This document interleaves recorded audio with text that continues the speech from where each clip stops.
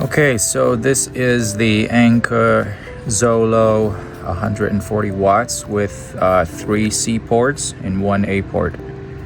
And you see here, this is the officially distributed version here, because it has this logo, or rather image, on here, because most domestic Chinese versions would not have this picture printed. So this is all the information that you need. If you'd like to pause, you could. And of course, it's made in China. It's compatible with pretty much anything which has a USB-C or USB-A port. Okay, so let's open this up.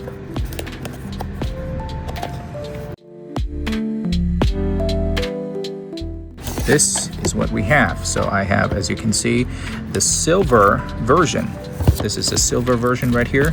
So it's quite hefty and quite heavy for a charger, and it's quite big as well. But given it has 4 ports, it's you can excuse its weight. Okay, so what's else coming in the box? In here you have the quick start guide, live charged by Anker. This is how you use it. It obviously has a screen, and it can charge 4 ports at the same time. So that's what's special about this. And it has this is a manual in many languages, and also Anker's support page over here. Okay, so let's leave all of that paperwork aside. What else is coming in the box is what I believe to be a 1.2 meter C-to-C cable with fast charging. I think with fast charge capability, I think up to 140. As you can see, printed it's actually 240 watts, designed by Anker. Wow, that's little thin, tiny, beautiful braided cable is capable of 240 watt charging, which is quite remarkable. Now we come to the charger itself. Let's open this up. So, wow, it's beautiful. Look at this. It's quite beautiful for a charger. It looks like Anker has put a lot of thought into the designing process. So as you can see here is the Anker logo with 140 watts printed on there. And this is obviously the screen. It has some smudge on it because I touched it before.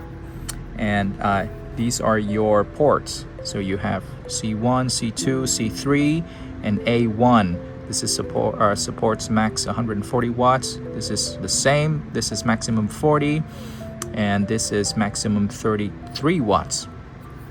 Okay, so this is the info on there, and this seems to be the European plug, and it's widely used in Asia as well.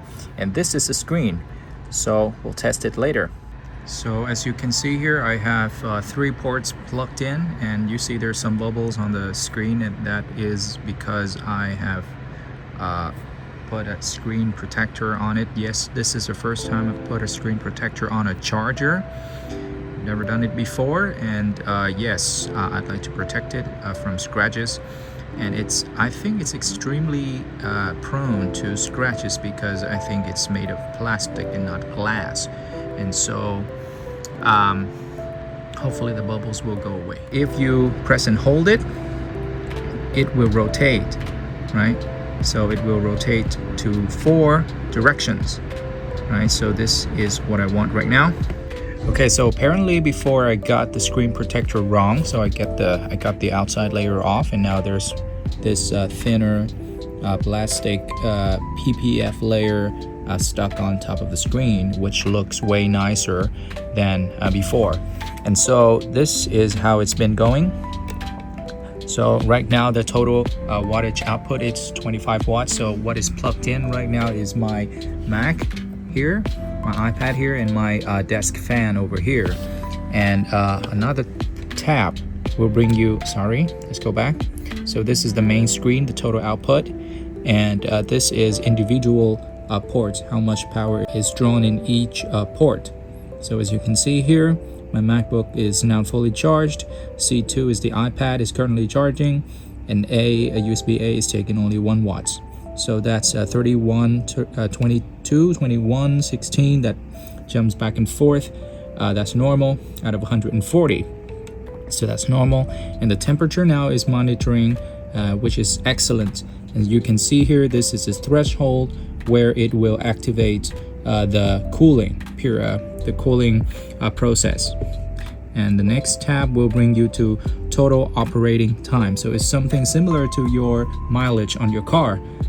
So in that way, when you resell the thing, there's no way people can trick you that this is a new brick or something like that.